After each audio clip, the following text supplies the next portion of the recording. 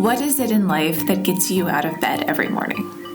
What do you care about? Who are you? These questions get at the heart of sense of purpose. And based on the conversations we've had this month on the Summit Sparks podcast, if you want to live your best life, developing strong purpose is where it's at. And educators, all educators, from professional teachers to parents to local business owners, have an essential role to play in helping young people develop a strong sense of purpose. Listening back to this month's conversations, one thing became clear. There's a lot to unpack with sense of purpose. So maybe it's best that we start with a definition of what sense of purpose is. Purpose gives you a long-term compass that keeps you on track. A sense of purpose is something that is going to drive you, it's going to motivate you, but it's not necessarily ever going to stop at one thing and just stay there. And that's 100% fine. People with a sense of purpose know who they are. They know what their values are. They know what motivates them. They understand what society has to offer them. And they take advantage of opportunities to make choices that are aligned with who they are. Purpose is about finding your place in the world and living your passion. That sense of belonging and that internal fire are the keys to fulfillment, and I think that everyone deserves to have that. This definition is like a verbal quilt.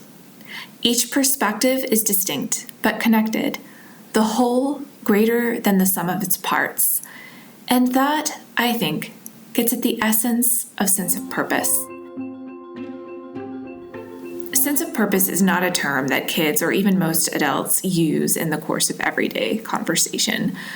But what's important in developing purpose is that individuals understand who they are and what they're about, and ultimately what gets them excited to wake up each day and make the most of it.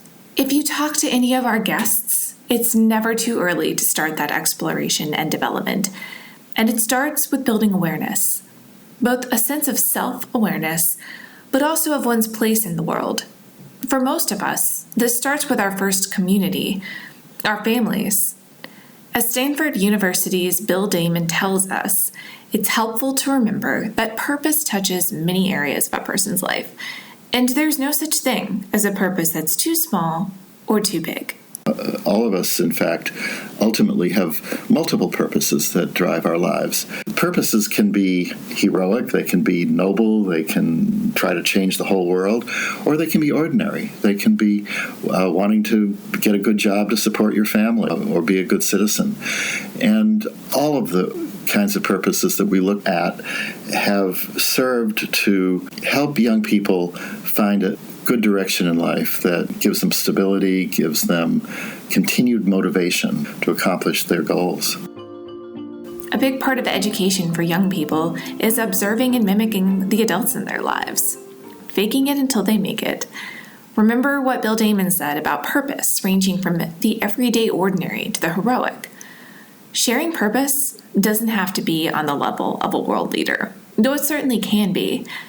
It can start with being a loving and responsible family member and extend to being aware of our actions and behaviors with friends, coworkers, and others.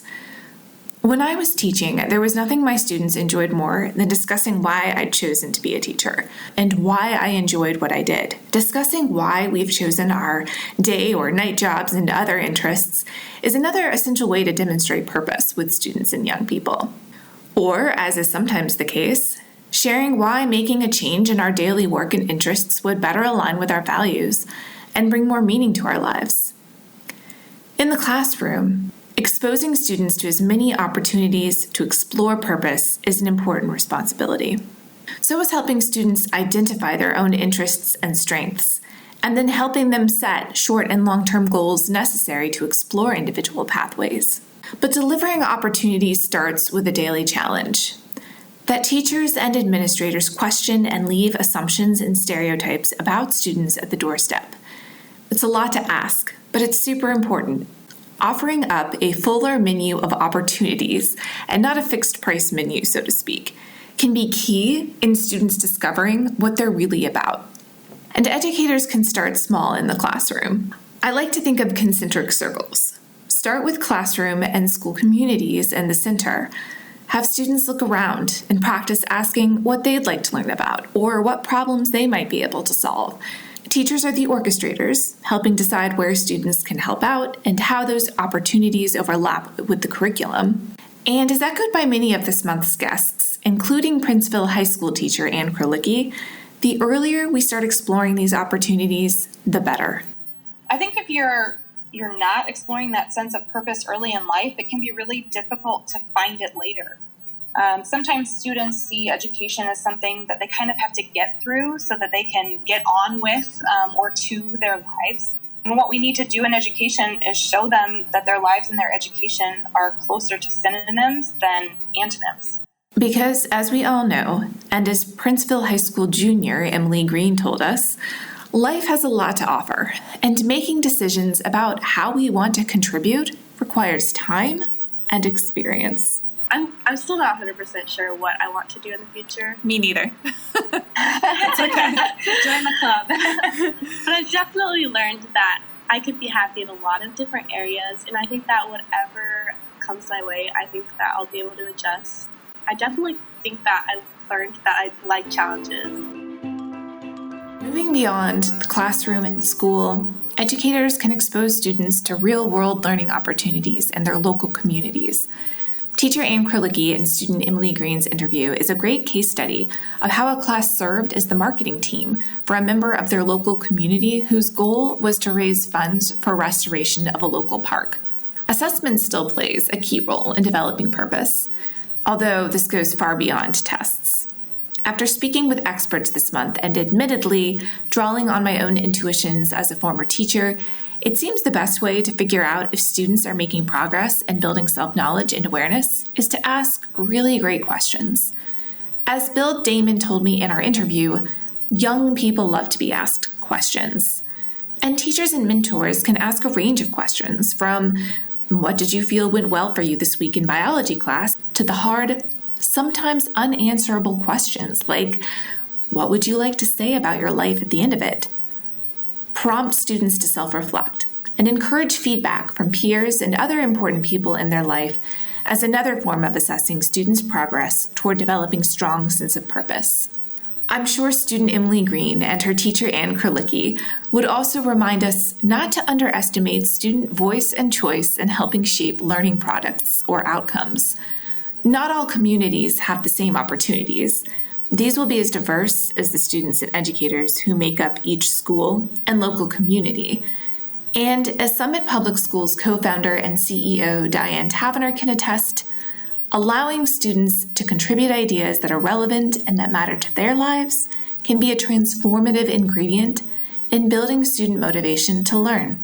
Everyone can do really amazing things when they're motivated. And when they're not motivated, not a lot gets done. And so at the heart of achieving in school or learning or developing or growing is what motivates us. And a sense of purpose of the why is what's going to drive that. And some teachers will witness students who continue to push the boundaries and explore how their interests align with a global and interconnected community. Christina Bachold, Assistant School Director of Expeditions for Summit Schools, shared one such student story with us. One of my students, for example, did an entire project on the school-to-prison pipeline, and she is a Cambodian refugee, and talked specifically about the pathway for Cambodian students that typically falls into the school-to-prison pipeline, and that's something that I don't know that she would have had the exposure to in a normal traditional setting. The benefits of developing an individual's sense of purpose go far beyond individual interests to impacting families, friends, colleagues, and people with whom we interact with on a daily basis. If we can encourage all students to build self-awareness, to learn and grow, and to find fulfillment in the everyday, perhaps in the end, we reach an ideal but not impossible outcome of a great education, a diverse but more unified and harmonious world. If they do leave with some heightened self-awareness that allows them to find aspects of life that leads to a higher quality of life, then I think that our world in general improves in the day-to-day interactions, in what is possible, what we create. I think that it goes, it's a ripple effect that just goes on and on and on. To all educators, here's to keeping the ripple effect moving on and on.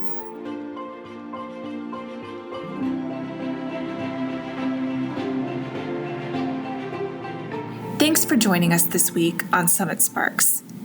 In February, we'll bring you a story about teacher preparation and empowerment in a changing educational K-12 landscape, featuring an interview with Stanford's Linda Darling-Hammond.